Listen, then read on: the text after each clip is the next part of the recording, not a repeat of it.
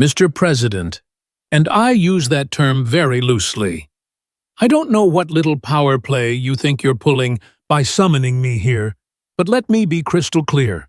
I am not one of your scared little Republican congressmen who kiss your ring. I represent actual people, real Americans, not your billionaire friends and Mar-a-Lago cronies. Ilhan Omar stood in front of the resolute desk, arms crossed, voice dripping with contempt. She'd refused the chair that had been offered, wanted to stand, wanted to look down at him, wanted to show she wasn't intimidated. And frankly, she continued, voice rising, an elderly man with 91 felony indictments, who can barely string a coherent sentence together, and who incited an insurrection against his own government, probably shouldn't be lecturing anyone about anything. So if this meeting is about my statements on Palestine about calling out Israel's apartheid regime, you can take your fake outrage, and you done. President Trump interrupted calmly from behind his desk. He didn't look angry, didn't even look annoyed, just sat there with a slight smile like he was watching something mildly entertaining. It was January 28th, 2025. Just over a week into Trump's second term. The Oval Office on a cold winter afternoon light, streaming through the tall windows. This wasn't a normal congressional meeting. There were no staff taking notes, no photographers, just Trump behind the resolute desk FBI Director, Christopher Wray, standing off to the side with thick folders, DHS Secretary Kristi Noem with her own files, and two Secret Service agents by the doors. Omar had been summoned by White House Chief of Staff Susie Wiles that morning. The President requests your presence at 3:00 p.m., urgent national security matter. No details, no explanation, just the summons. She thought she knew what this was about, thought Trump was trying to intimidate her over her pro-Palestinian statements, over her criticism of Israel, over her tweets calling out U.S. foreign policy, so she'd come ready to fight. Alert the media. Have cameras waiting outside, stand up to the bully president, show her supporters she was fearless. Now she stood in the Oval Office thinking she had the upper hand, thinking her media profile protected her, thinking Trump was just another old man she could dominate with righteous anger, like she'd dominated every other confrontation in her political career. She had no idea what was about to happen. "No, I'm not done," she snapped at his interruption. "You want to talk about national security? You're the national security threat. You're a racist who banned Muslims from entering this country. You're a fascist who puts children in cages. You're everything wrong with America wrapped up in a cheap suit and bad spray tan." She leaned forward on his desk, aggressive, confrontational. "You think you can silence me? I have millions of followers. I have CNN and MSNBC and every major progressive organization defending me. You're a weak old man playing tough guy because that's all you know how to do. Your own party barely tolerates you. Half your cabinet thinks you're losing your mind and you want to threaten me." Trump still didn't react the way she expected.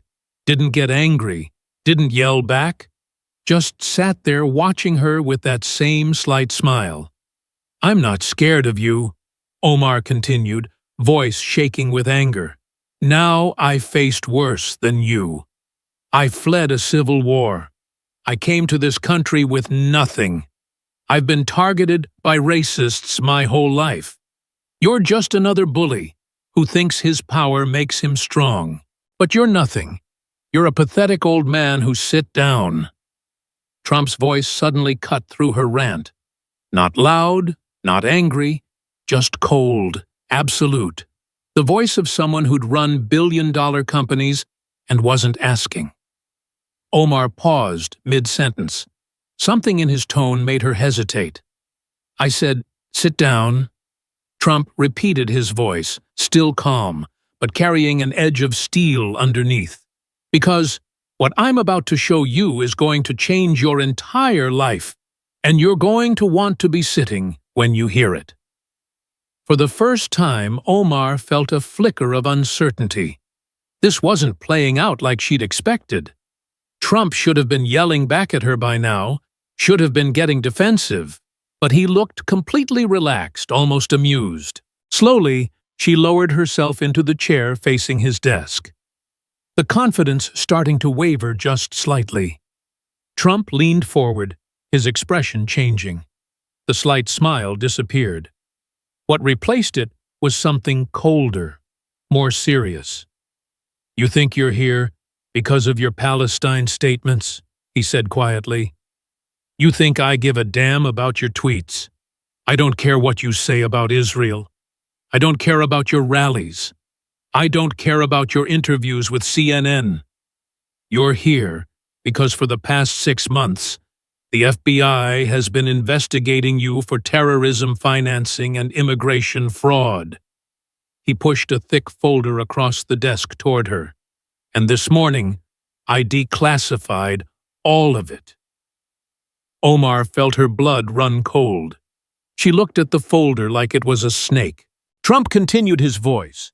"Matter of fact, your brother-in-law in Mogadishu, Ahmed Noor, say he's an al-Shabaab financier. Treasury designated his money transfer business as a terrorism financing entity. And the money you've been wiring to him, $78,000 over 3 years, goes directly to terrorists." Omar's mouth went dry. "I don't know what your citizenship." Trump kept going, ignoring her attempted interruption. "Obtained through fraud. You claimed your mother died in Somalia. She's alive, living in London. We have passport records of you visiting her. You claimed you came as a refugee fleeing violence. You used a fake family name to qualify for refugee status. You committed immigration fraud to get here." He leaned back in his chair. "So, here's what's going to happen. You have 72 hours to resign from Congress and leave the United States voluntarily. You renounce your fraudulent citizenship. You get on a plane. You go back to Somalia or wherever else will take you. Do that. And all of this stays quiet. You can spin your resignation however you want. Health reasons, family reasons, whatever story you want to tell." He paused. "Let that sink in. Or you refuse, and tomorrow morning I hold a press conference in the Rose Garden. I declassify every single page of this investigation. The terrorism financing, the immigration fraud, the FBI watch list you've been on since 2018. I sign an executive order initiating denaturalization proceedings on national security grounds. DHS arrests you. You get detained while you fight it in court for the next 2 years. You lose because the evidence is overwhelming.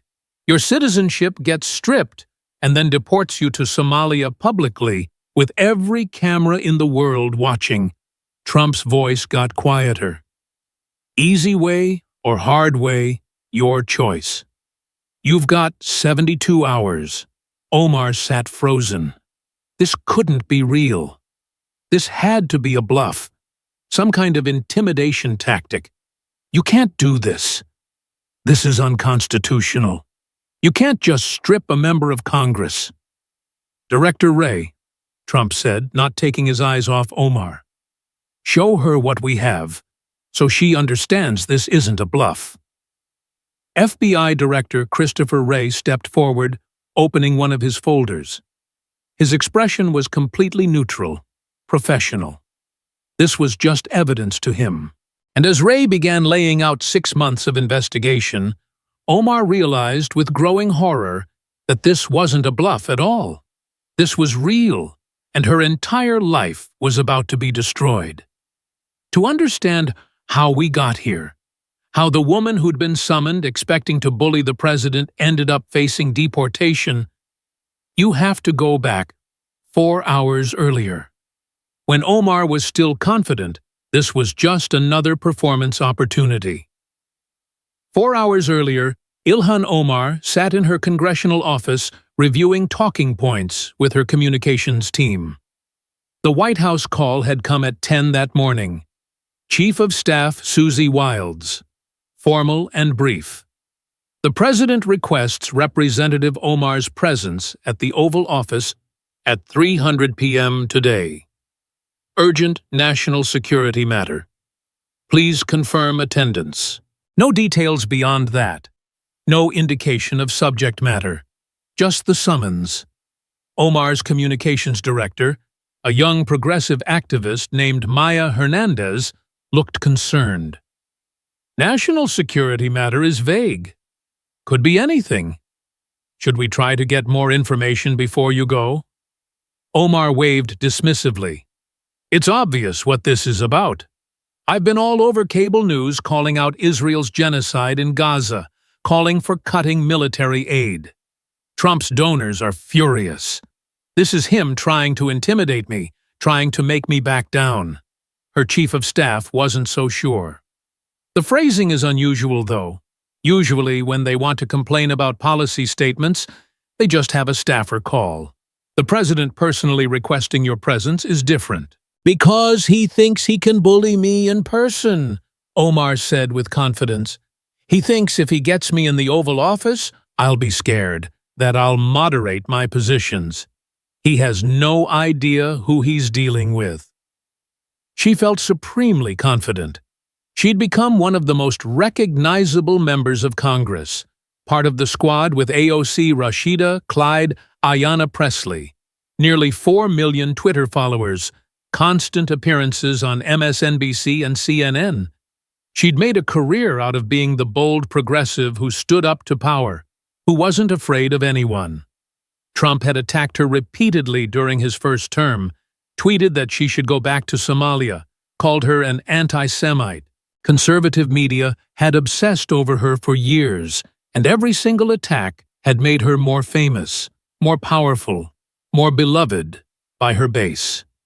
She'd fundraised millions off Trump's attacks. This would be no different. Trump trying to intimidate her. Her standing strong, walking out and doing a media blitz about how she'd told him off. Her supporters eating it up. More fundraising. More fame. This was an opportunity. Alert our media contacts, Omar instructed Maya. I want friendly reporters waiting outside the White House. After the meeting, I'll do a statement about whatever authoritarian nonsense he tried to pull. CNN will probably want me live. Maya nodded already, texting contacts. What if he actually has something serious? What if this is about something we don't know about? Omar laughed. Like what? I'm a member of Congress. I have constitutional protections. What's he going to do? The worst he can do is yell at me, and I'm very good at handling old men who yell. She spent the next hour preparing. Not defensive preparation, aggressive preparation. She wasn't going to the Oval Office to be lectured. She was going to make a statement to show Trump and the world that she wouldn't be intimidated. She rehearsed lines in her head, planned how she'd stand instead of sit, how she'd interrupt him if he started his usual rambling, how she'd call out his racism and incompetence to his face. It would be legendary. Her staff would leak details. Progressives would celebrate her courage. What Omar didn't know, couldn't have imagined, was that while she was preparing her performance, Trump had spent the morning in the Situation Room reviewing 6 months of FBI investigation. Evidence she didn't know existed, a case she'd never seen coming, and he'd specifically chosen today because he had everything he needed to end her career and deport her from the country she'd fraudulently entered. At 8 that morning, hours before Omar's summons, President Trump sat in the White House Situation Room with a small group FBI Director Christopher Wray, DHS Secretary Kristi Noem, NSA Director General Sarah Mitchell, White House Counsel Todd Blanche, and Chief of Staff Susie Wilds. The secure conference room table was covered with classified folders, financial records, immigration files. 6 months of investigation compiled into evidence that would destroy a sitting member of Congress. Trump looked fresh, energized. He'd been waiting for this moment. All right, walk me through everything. I want to know every detail before she gets here this afternoon. FBI Director Wray opened his first folder with the methodical precision of someone who'd spent 30 years building cases. We initiated the investigation 6 months ago when Treasury flagged unusual wire transfers from Representative Omar to Somalia. The amounts were structured $3,000 here, $5,000 there, always just under the $10,000 reporting threshold. That's a red flag for money laundering or terrorism financing. He pulled out financial records. We traced the transfers. The recipient is Ahmed Nora, based in Mogadishu. He's Omar's brother-in-law, her first husband's brother. Ahmed operates a Hala money transfer network called Tawakkal Express. Hala? Trump asked. Informal money transfer system common in Somalia and throughout the Middle East and Africa. Wray explained, based on trust and family networks, very difficult to trace through traditional banking systems, but we obtained court orders and worked with Somali sources. Treasury designated Tawakkal Express as a terrorism financing entity in 2023. Ahmed Noor Say is on the FBI terrorism watch list. He showed surveillance photos from Mogadishu, a man in traditional Somali dress outside a storefront with peeling paint. This is Ahmed, and we have evidence intercepts informant reports, financial tracking that he funnels money from Tawakkal to al-Shabaab operatives throughout southern Somalia.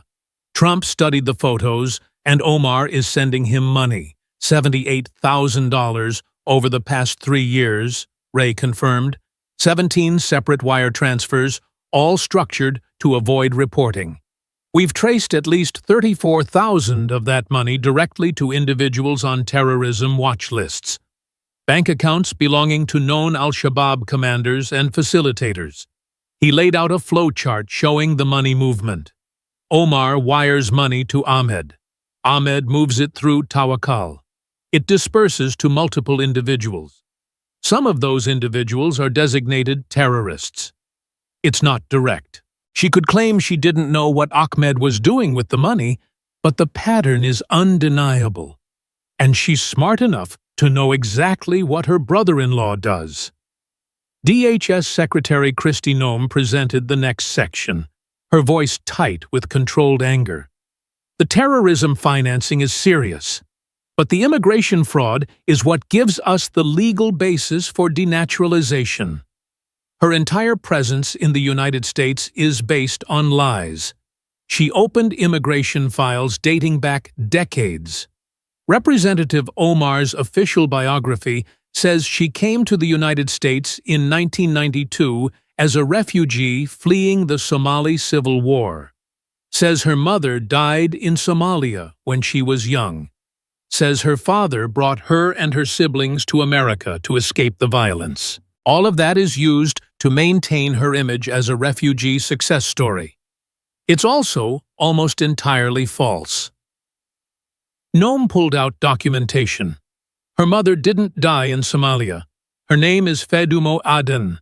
She's alive and has been living in London since 1991. We have British passport records. We have entry and exit stamps showing Omar has visited her mother in London at least 8 times since 2015, but publicly, Omar claims her mother died when she was a child. Trump leaned forward. So, she's been lying about her dead mother being alive. It gets worse, Noem continued. The refugee application that brought her family to the United States in 1992 was filed under the name Omar family. But birth records we've obtained from Somalia suggest she was actually born Ilhan Noor, say last name, as Ahmed, the al-Shabaab financier.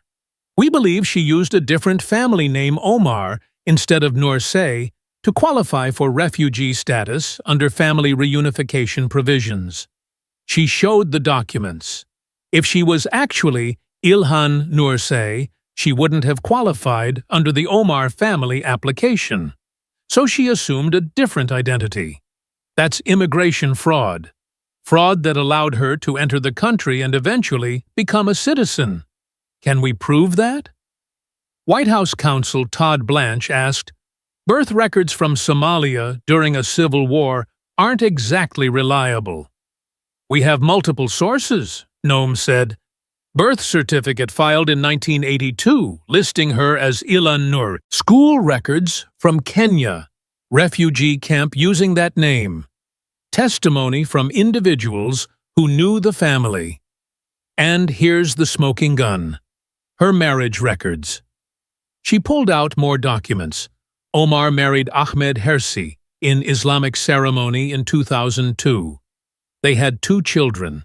Then, in 2009, she married Ahmed Noure Sahed Elmi in a legal civil ceremony. DNA testing from Somali sources suggests Elmi is her biological brother.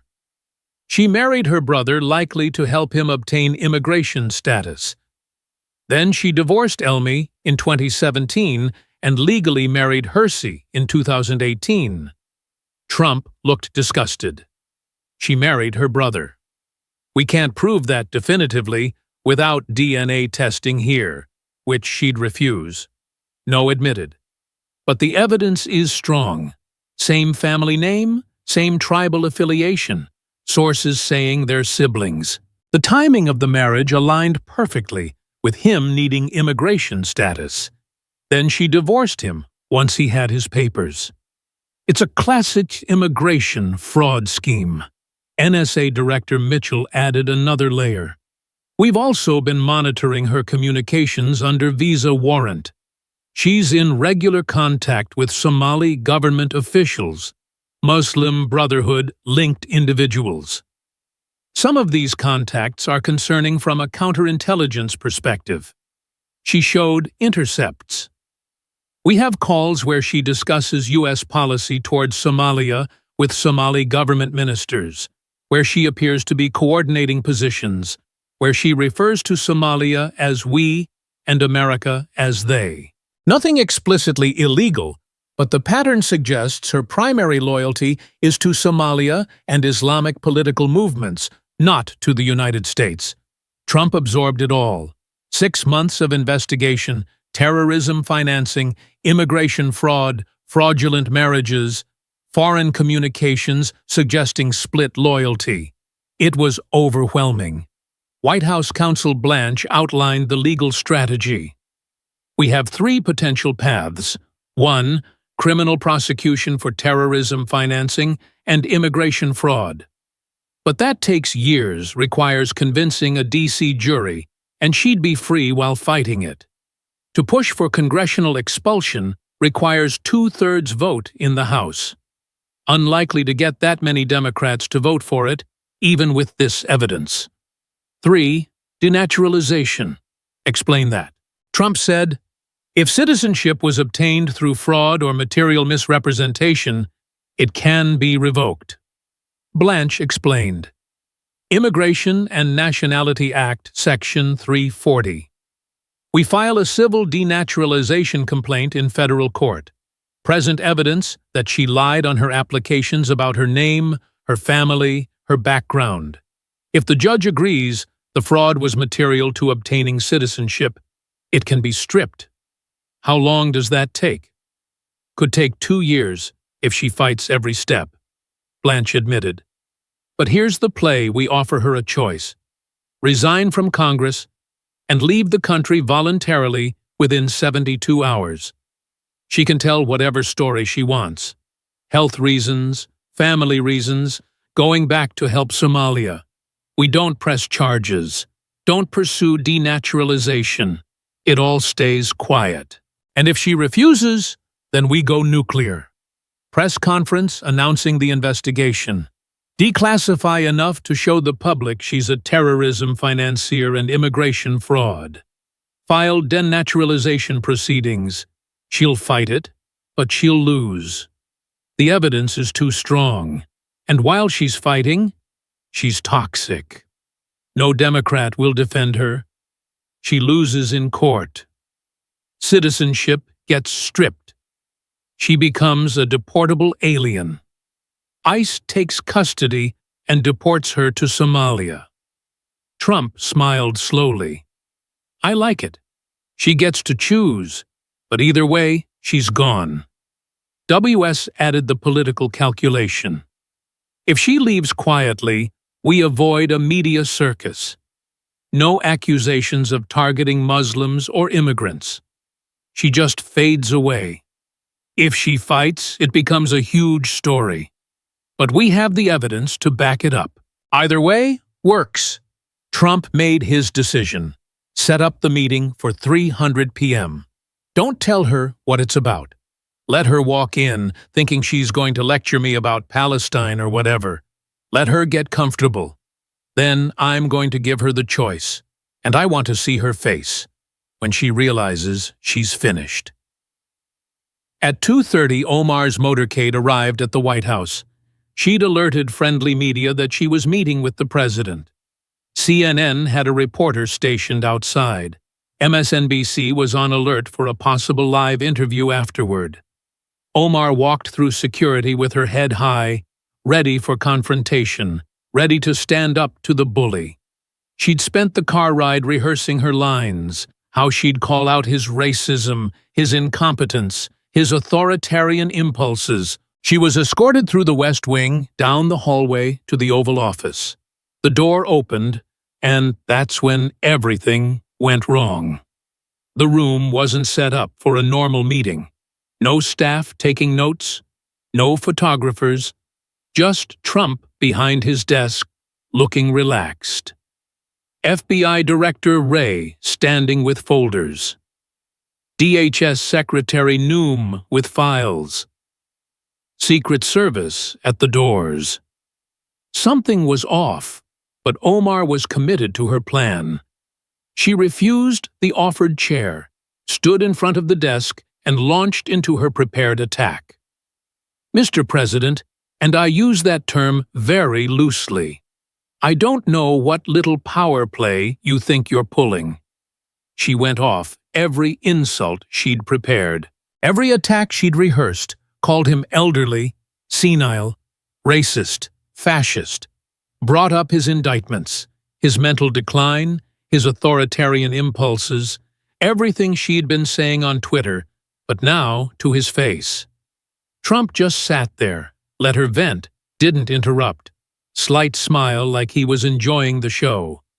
When she finished breathing hard, feeling powerful, he asked simply, "You done?" She started again. "More insults. Sit down." His voice cut through cold and absolute. And for the first time, Omar felt real fear because Trump wasn't reacting the way she'd expected. And that meant this wasn't what she'd expected. "I said, sit down," Trump repeated, "because what I'm about to show you is going to change your entire life." Slowly, she sat, the confidence draining away. "You think you're here about Palestine?" Trump said quietly. "I don't care about your tweets. You're here because you're a national security threat, and I'm giving you one chance to leave quietly before I destroy you publicly." He pushed the folder across the desk. "Director Wray, show her what we have." And Omar's world began to collapse. FBI Director Wray stepped forward, opening his folder with practiced efficiency. He'd presented evidence in hundreds of briefings over his career. Terrorists, spies, criminals. This was just another case. The fact that the subject was sitting across from him in the Oval Office didn't change the evidence. "Congresswoman Omar," he began, his voice neutral and professional. "For the past 6 months, the FBI has been conducting a counterterrorism investigation involving financial transactions between you and individuals designated as terrorism supporters. Let me walk you through what we found."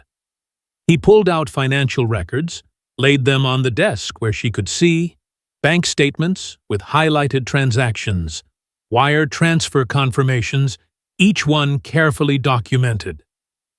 Starting in January 2022, you began making regular wire transfers to an individual in Mogadishu, Somalia, Ahmed Noor Say, your brother-in-law.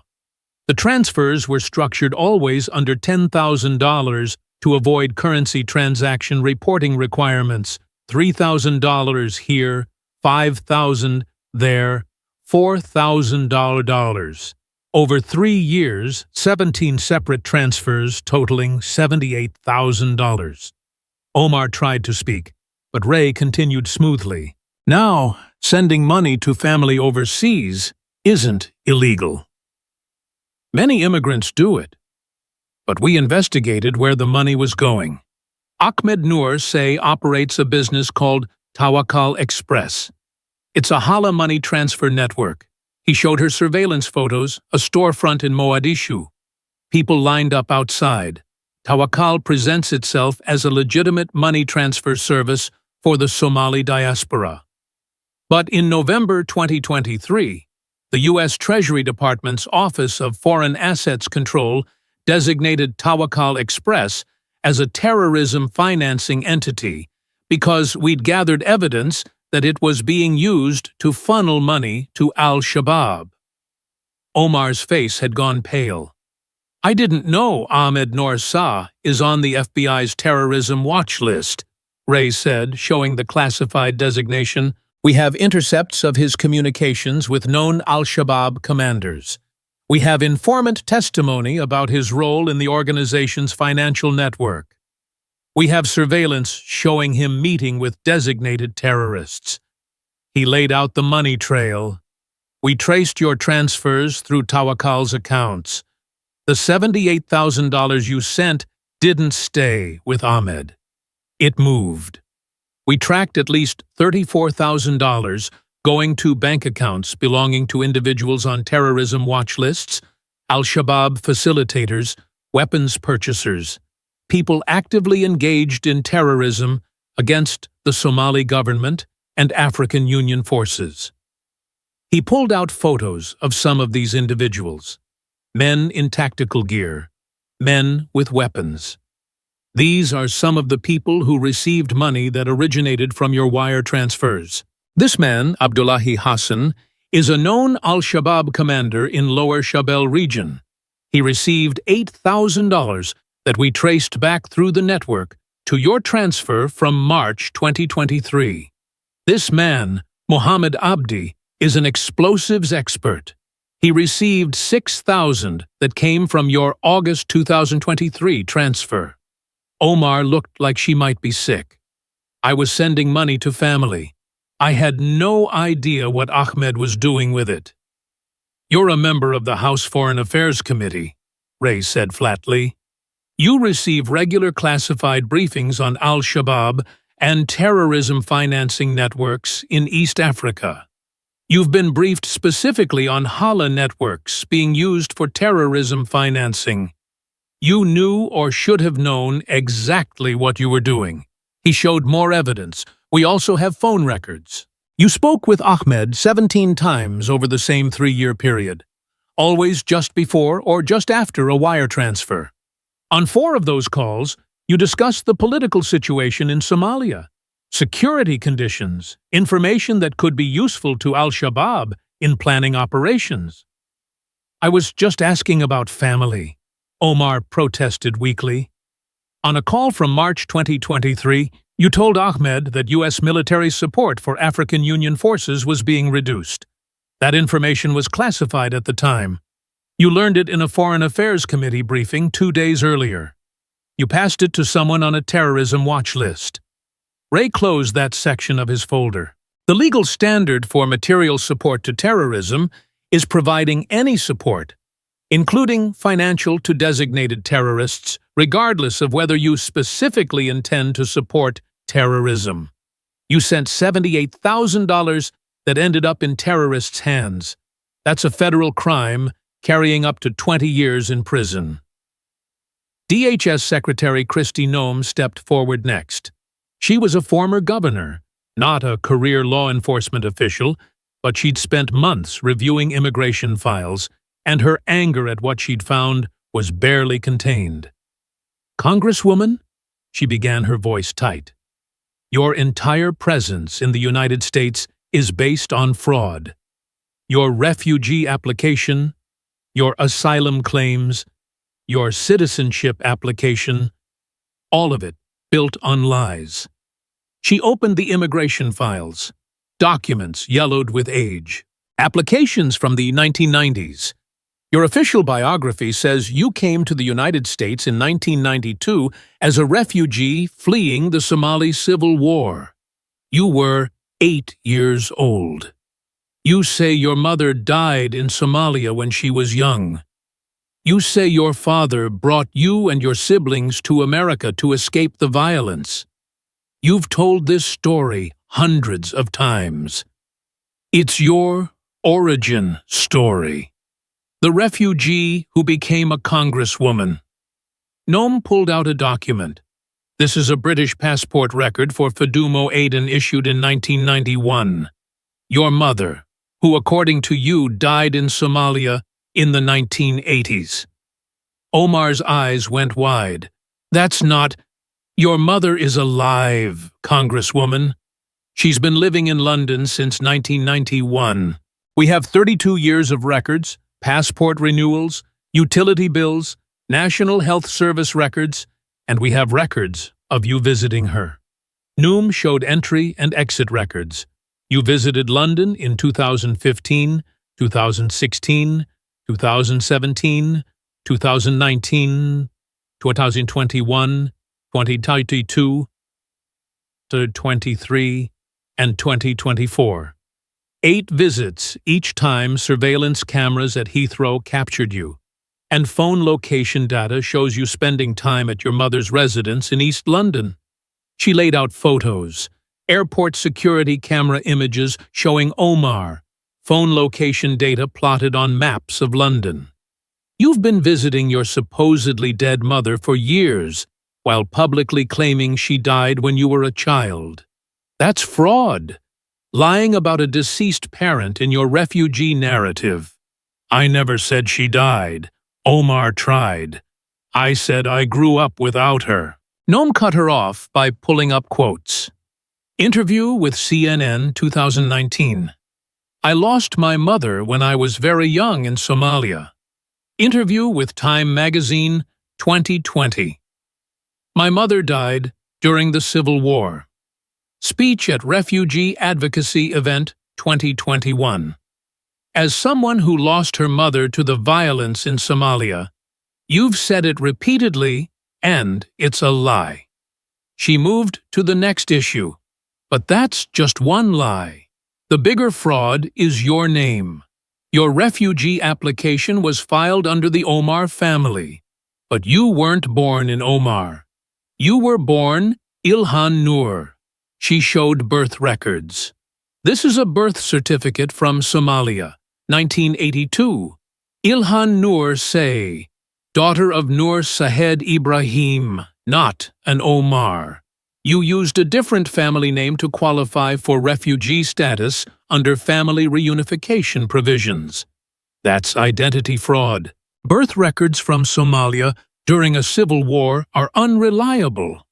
Omar's voice was shaking. Now we have corroborating evidence.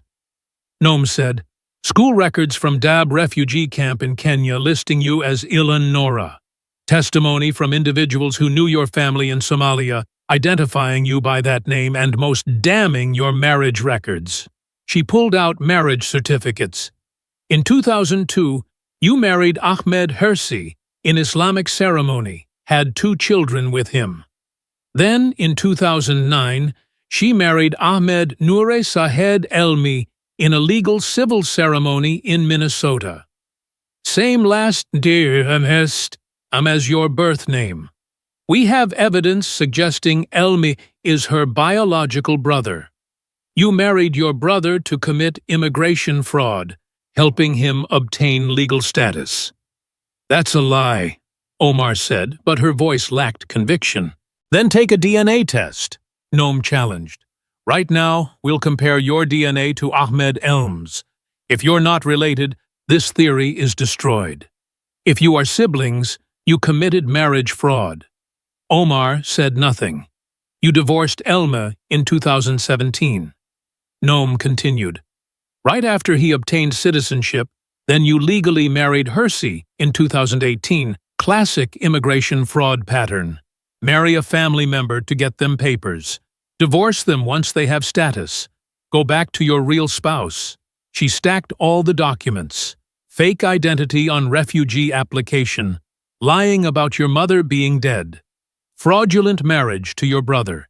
Every single piece of your immigration history is fraudulent. That means your citizenship was obtained illegally. And illegal citizenship can be revoked. NSA Director General Sarah Mitchell presented the communications intelligence. She was a career signals intelligence officer, had spent 3 decades intercepting enemy communications.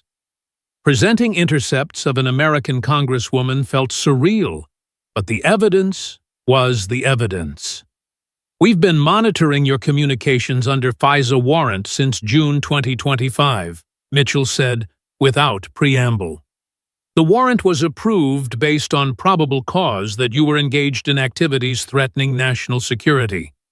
What we found confirms those suspicions. She showed call logs. Over 6 months, you made 43 phone calls to Somali government officials. Not casual calls, strategic calls. You spoke with the Somali foreign minister 7 times, the defense minister 3 times, members of parliament 12 times, various other officials. I'm allowed to speak with foreign governments, Omar said. It's part of congressional oversight. The content of those calls raises concerns, Mitchell interrupted. She played an audio clip, Omar's voice speaking in Somali with English subtitles appearing on a screen. Omar, the Americans are reducing their support for AMISOM. This creates an opportunity for the government to negotiate directly with clan elders in the South without U.S. interference. Somali official, when will the reduction begin? Omar, the briefing said March, but the administration doesn't want it public yet. Mitchell stopped the audio. That was you discussing classified U.S. military planning with a foreign government information you received in a classified Foreign Affairs Committee briefing. You disclosed it to Somalia before it was public. She played another clip. Omar, I'm working with my colleagues to block the aid package to Kenya. If we can cut their funding, they'll pull troops from AMISOM and Somalia will have more autonomy. Mitchell stopped it. You're discussing your efforts to undermine a U.S. ally's military operation not because it's bad for America, because you want Somalia to have more autonomy. Another clip. Omar, we are working on this together. I represent the Somali people in Congress. Their interests are my interests. Mitchell looked at Omar. You don't represent the Somali people. You represent Minnesota's 5th District. You're a U.S. Congresswoman, not a Somali government representative. But you consistently refer to Somalia as we and America as they in these calls. She showed more intercepts. You've also been in contact with individuals linked to Muslim Brotherhood. 3 calls with Mohammed Badi, an Egyptian national living in Qatar, with ties to the Brotherhood. Multiple encrypted messages with organizations designated as Brotherhood fronts. The pattern suggests your political loyalty is to Islamic political movements, not to the United States. This is Islamophobic profiling, Omar said desperately. You're targeting me because I'm Muslim. We're investigating you because you send money to terrorists and pass classified information to foreign governments, Mitchell said boldly. Your religion is irrelevant. Your actions are what matter. White House counsel Todd Blanche stepped forward with the legal framework. He'd been a federal prosecutor before joining private practice and then the White House. He knew how to explain complex legal procedures in simple terms. Congresswoman Omar, Let me explain the legal situation you're facing under the Immigration and Nationality Act, Section 340. Citizenship obtained through fraud or material misrepresentation can be revoked. The standard is civil, not criminal preponderance of the evidence, not beyond a reasonable doubt. He showed the statute. We file a denaturalization complaint in federal district court. We present evidence that you lied on your applications about your name, your family, your background. The evidence Secretary Noem just showed you. If the judge finds that the fraud was material to obtaining citizenship, your naturalization is revoked. I'll fight it in court, Omar said, trying to sound defiant but coming across scared. You'll lose, Blanche said bluntly. We have documentary evidence of fraud. Birth certificates showing a different name. Your mother being alive when you claimed she died. Marriage records suggesting fraud. Phone records showing you visiting her in London. The evidence is overwhelming. He pulled out case precedents. Here's Maslining-Jack versus United States from 2017. Supreme Court ruling on denaturalization. The court held that material fraud in immigration proceedings is grounds for revocation. Here's United States versus OD from 2015. Citizenship revoked for immigration fraud. The defendant fought for 2 years. She lost. Got deported. Once your citizenship is revoked, he continued, you become a deportable alien. Immigration and Customs Enforcement takes custody. You're detained pending deportation proceedings. Given Somalia's cooperation, you'd be deported there within 90 days. Omar's hands were shaking. You can't deport a member of Congress. You won't be a member of Congress, Blanche said. Once these charges become public, you'll be forced to resign or be expelled. The House isn't going to keep a member facing denaturalization for terrorism financing and immigration fraud. You'll be out within a week. He showed the timeline. Here's how it plays out if you fight this. Tomorrow, the president holds a press conference, announces the investigation, declassifies enough evidence to show you're a terrorism financier and immigration fraud. The media goes crazy. Your Democratic colleagues distance themselves immediately. They can't defend terrorism financing. Within 48 hours, the House votes on expulsion. 2/3 majority required. With this evidence public, you'll get maybe 30 votes in your favor. You're expelled. We filed the denaturalization complaint. You fight it. Takes 18 months to 2 years. You lose. The evidence is too strong. Citizenship revoked. ICE arrests you. You're detained at an immigration facility. Could fight deportation, but you have no basis. Somalia is safe for you. You get deported publicly, with every camera in the world watching. He closed his folder. That's the hard way. Trump had been sitting quietly, letting his team present the evidence. Now he leaned forward, taking back control of the meeting. So, here's the situation, he said, his voice conversational now, almost friendly. We have you cold on terrorism financing, 78,000 to Al-Shabaab. That's 20 years in prison. We have you on immigration fraud that gets your citizenship stripped and you deported.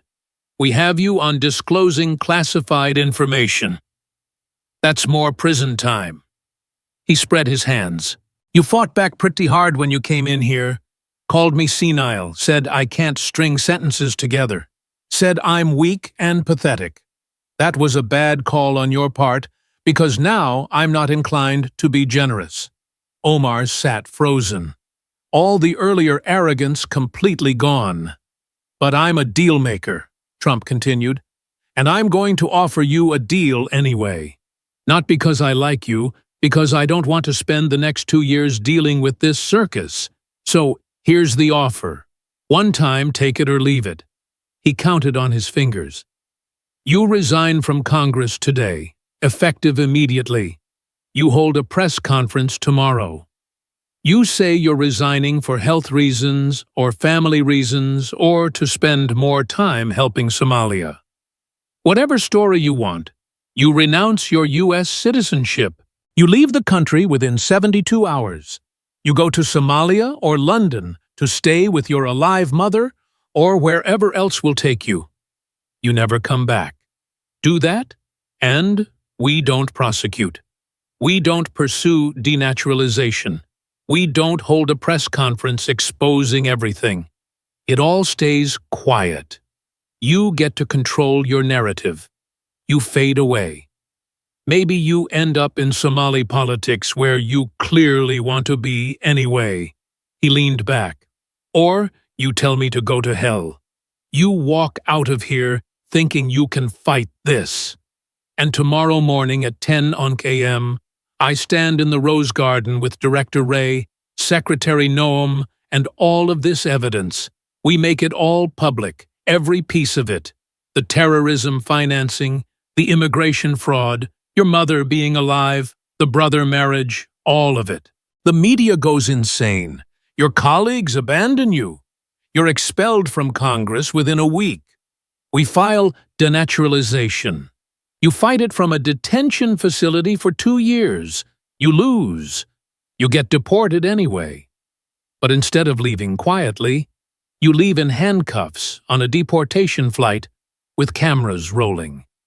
The whole world watches Ilhan Omar, the great progressive champion, get deported for immigration fraud and terrorism financing. Trump's voice got quieter. Easy way or hard way, your choice. But either way, you're leaving. The only question is whether you control how it happens or I do. He glanced at his watch. It's 3:45 now. You have until noon Friday. That's 72 hours. If you resign by noon Friday and book a flight out of the country, we never speak of this again. If you don't, I'm calling that press conference. What's it going to be? Omar's voice came out as a whisper. This is unconstitutional. You can't force a member of Congress. I'm not forcing anything. Trump said, I'm giving you a choice. Leave quietly or leave in disgrace. But you're leaving because you committed fraud to get here, and you've been funding terrorists since you got here. You don't belong in Congress. You don't belong in this country. He stood up, signaling the meeting was over. 72 hours. Director Ray will give you his card. When you decide, call him. If I don't hear from you by Friday at noon, turn on Fox News at 10 a.m. You'll see yourself getting destroyed in real time. Omar stood on shaky legs. I need time to consult with lawyers. Consult with whoever you want, Trump said. But understand, if this goes public, no lawyer can save you. The evidence is too strong. You'll end up in Somalia either way. This way, you get to leave with some dignity. That way, you leave in handcuffs. He gestured to the door. 72 hours. Don't waste them. Omar left the Oval Office in a daze. The Secret Service agents escorted her out through the West Wing. She'd arrived 90 minutes ago, ready to lecture the president. She was leaving, facing deportation. The reporters she'd alerted were waiting outside. CNN, MSNBC. She walked past them without a word, ignoring their shouted questions. Got in her car, drove back to the Capitol in silence. Her mind raced. This couldn't be real. This had to be a bluff. Some kind of intimidation tactic. But the evidence, the photos, the recordings, her own voice on NSA intercepts, the immigration documents, it was all real. She spent that evening with lawyers, not her usual progressive activist attorneys, criminal defense lawyers, immigration lawyers, people who dealt with serious federal charges.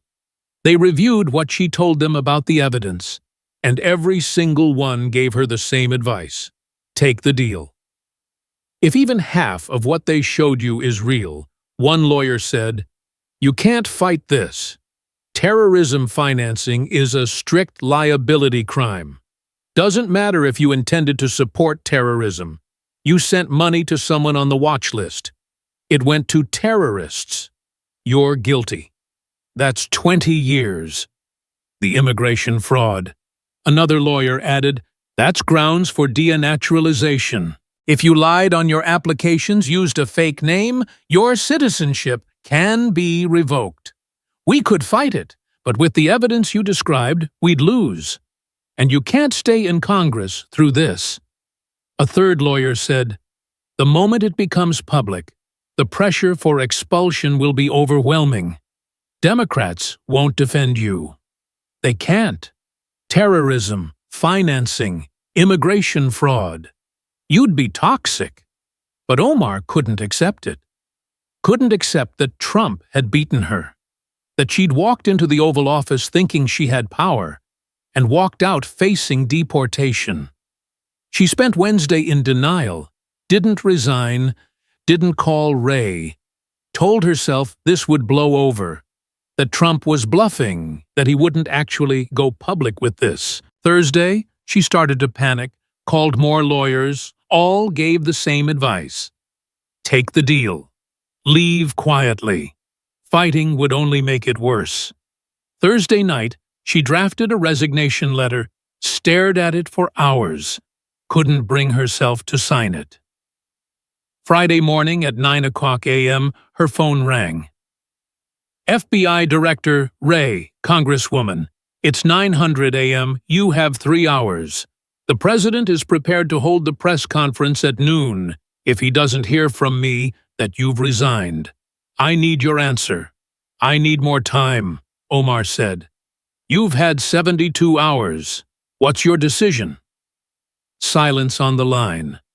Then I'm not resigning. This is unconstitutional, and I'm going to fight it. Understood.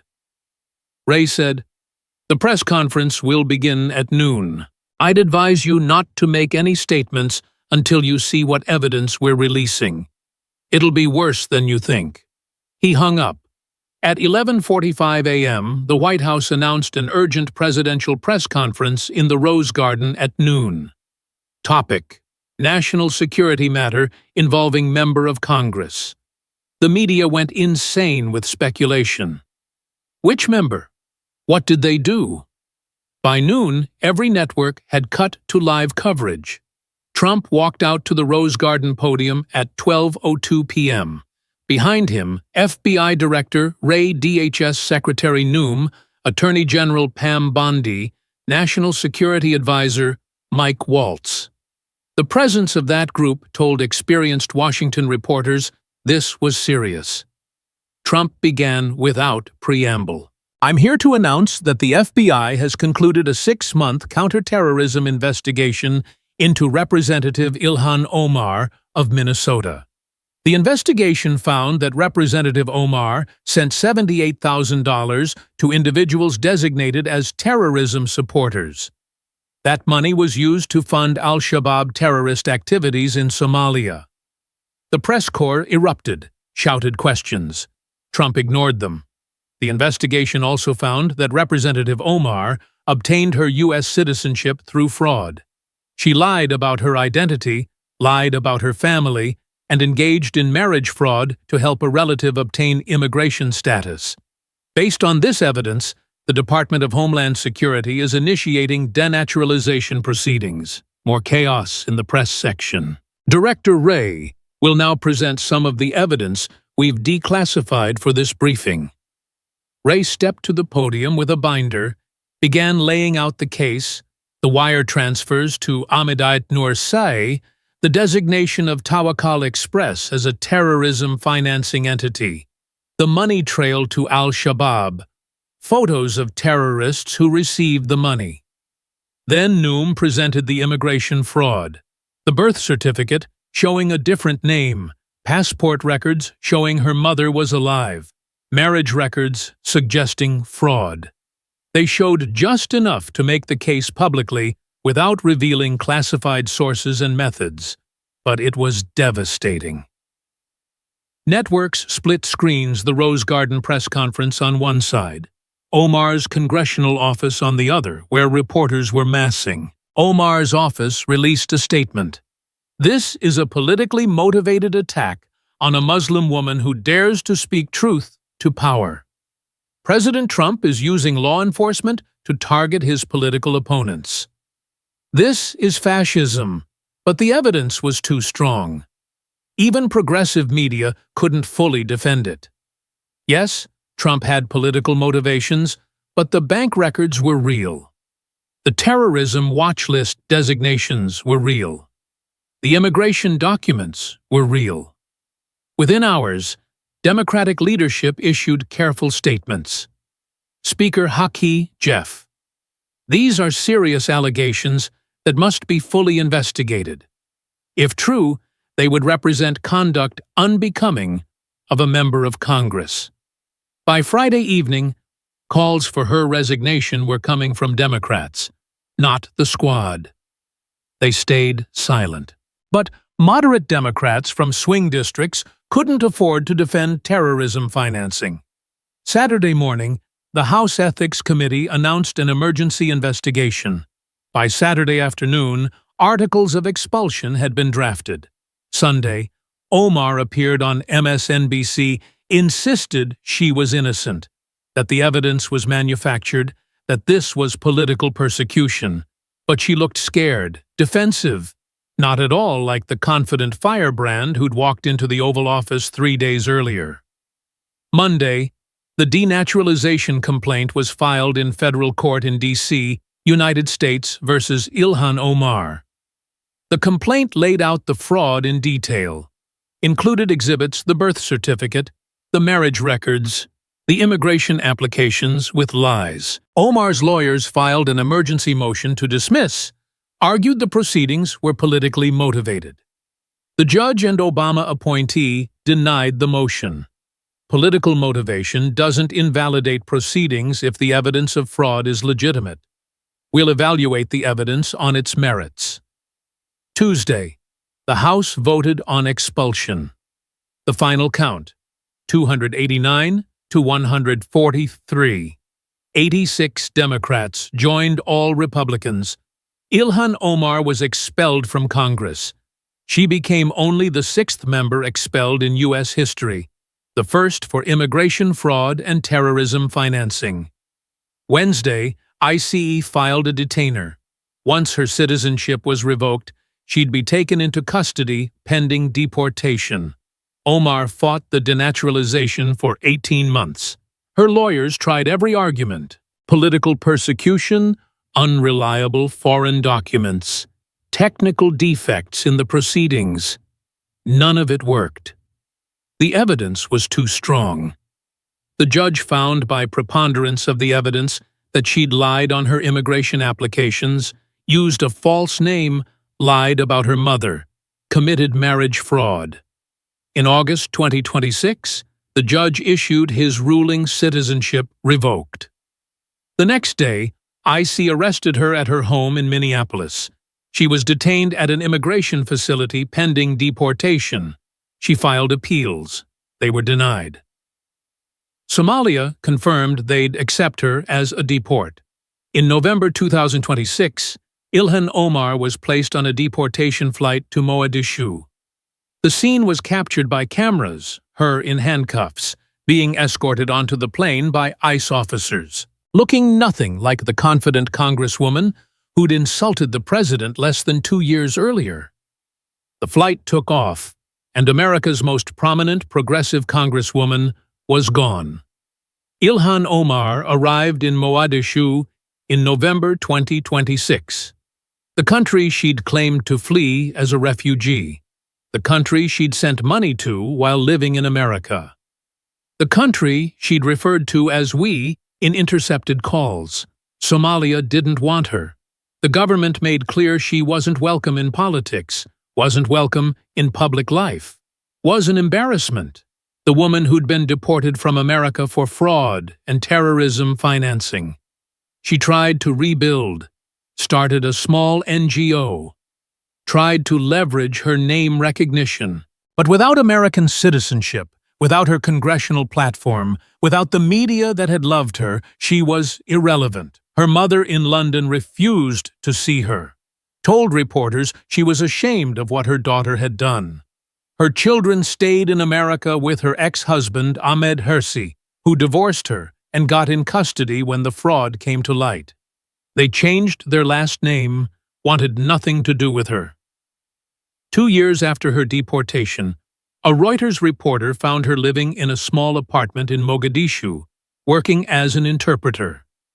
No political role, no influence, just another person trying to survive in a difficult country. The reporter asked if she had any regrets. "I regret going to that meeting," Omar said. "I regret not taking the deal. I regret fighting. I should have left quietly." Do you regret the terrorism financing? The immigration fraud?